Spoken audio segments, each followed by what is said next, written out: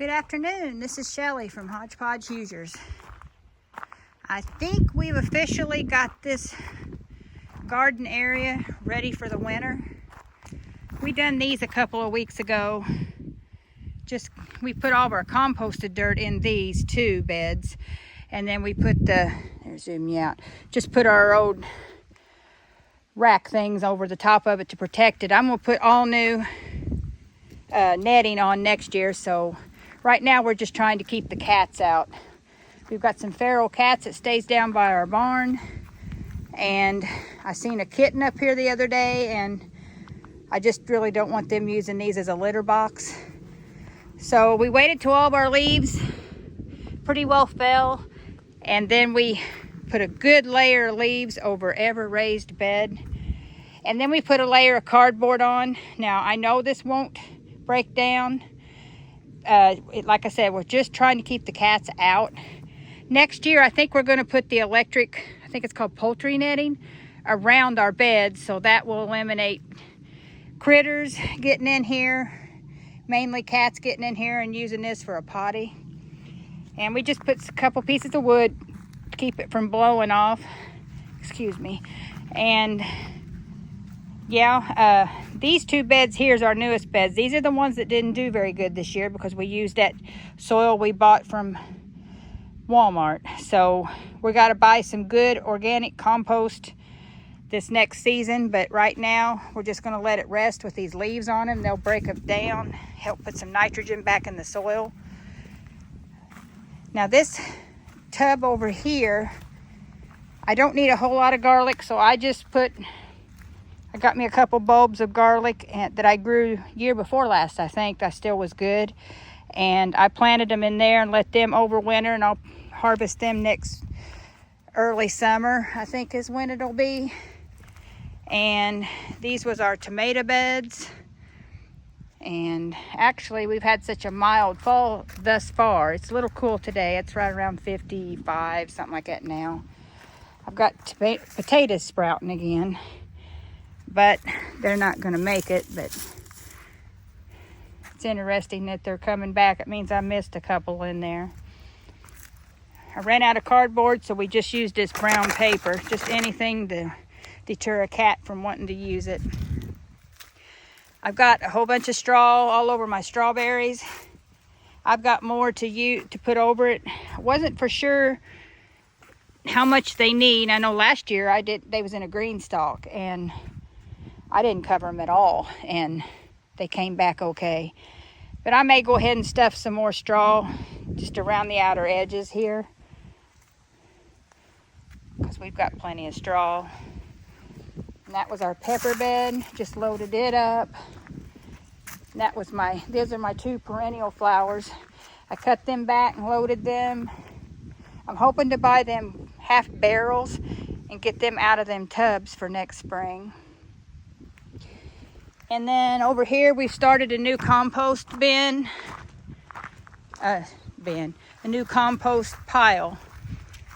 And Jeff will get home this evening. I put a bunch of leaves on it.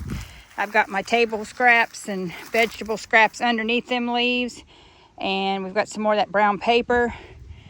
And there's a little bit of dirt in there. So I'm going to have him toss it with the BX loader whenever he gets home. Just give it a good mix. And hopefully I'll have some compost next spring. I know I won't have a lot because I'm not going to have the abundance of scraps like I did the summer to be putting in it.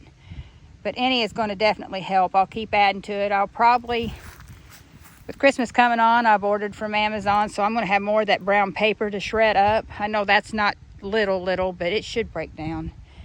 And I've got a lot more leaves I can put on it, so maybe when he tosses it, I'll put another layer of brown paper and another layer of leaves. And I do have a scrap bucket in the house. I can put what I've got of that on it to get all three components.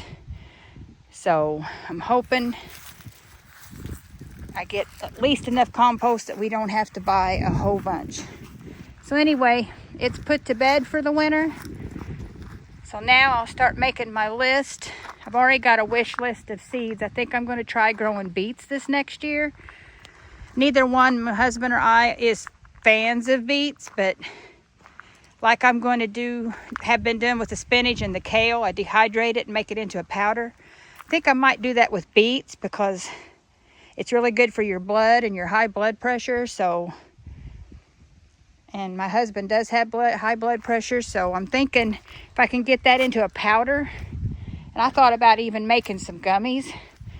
I've made gummies before. I've actually done a video on making gummies, so I could slip that beet powder in it and just be something natural, because I think beets is a superfood. That's what they call a superfood. So I want to try them new. I'd like to try rutabagas. That's something I've not ever planted before.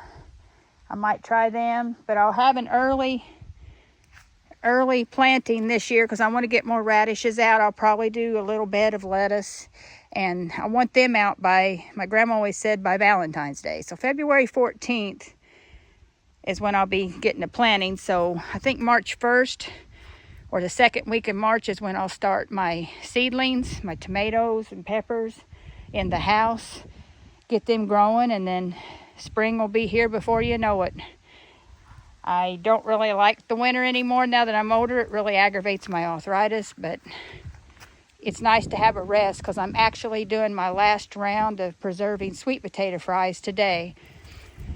They're in the freezer now, so I am kind of really glad to see them getting done. I've got one more round of regular potatoes I'm going to make into fries, and then I've got probably a third of a milk crate of potatoes we'll use for fresh eating. But I think that's about going to do it for today. Just wanted to give you an update. Everything's ready for a winter's nap, but I'm already looking towards the spring. I hope everyone has a wonderful day and a wonderful rest of the week and a Thanksgiving coming up. So until next time, this is Shelley from Hodgepodge Hoosiers. Bye for now.